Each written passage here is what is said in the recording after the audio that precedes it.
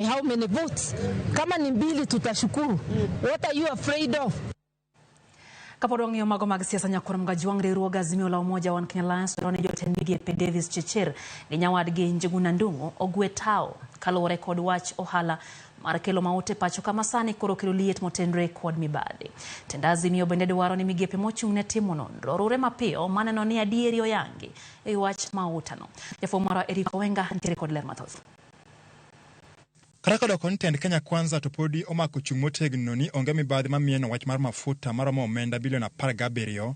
Ogai mar Azimio bende ochung' kar tiende e wachno. Kawuono Odinga nochiwo ote mager ne piny owacho mar Kenya Kwanza kodwaro jatend migawo mar teko stima Chirchir gi nyawadgi Njuguna mondo koro ogwe tao. Owacho ni jotelogo ema ne ochiwo thuolo kaka mafuta ne chopo e thurka e tok chik ma ok opwodhi gino ma koro hinyo oganda mokalo. The CS for Energy and Petroleum, Mr. Chirchir, and National Treasury, CS, Njuguna have certainly committed criminal offenses, abused office, and gone against the Constitution.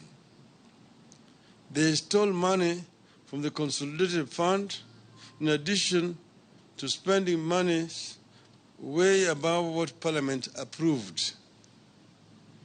They must not only resign, they must also be prosecuted. Odichieng' manyoro jatend piny William Ruto kane wuoyo e gwenge ma Bomet nokiro lwete ne seyo makamano kwacho ni okang' mane gikawo ne ber kendo ne biro kelo lokruok kaachiel gi fungruok ne jopiny. Gino mane Odinga okwedo mokalo. Yeye mwenyewe anajua ati matangi zimejaa na mafuta kwa sababu Uganda imekataa kuchukua hiyo mafuta kwa sababu yake iko juu.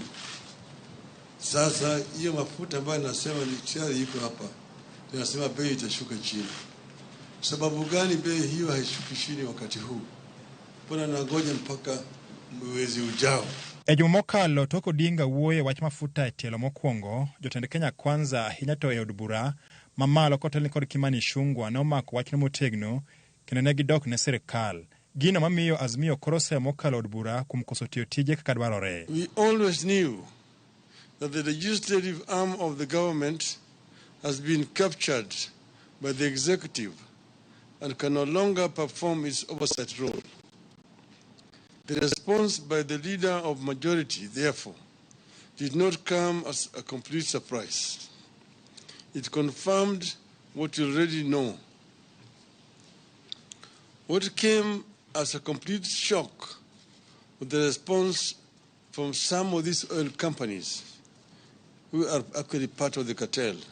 This is the clearest indication of state capture and complete takeover by cartels. Jatelano kata kamano nokone bende migepe mochung' ne timo nonro e thurka mondo neni onono wach mafuta no mar nyenyo adieri. The chairman, Bishop David Ogende, and the Ethics and Anti-Corruption Commission have been silent about the goings on in the petroleum sector.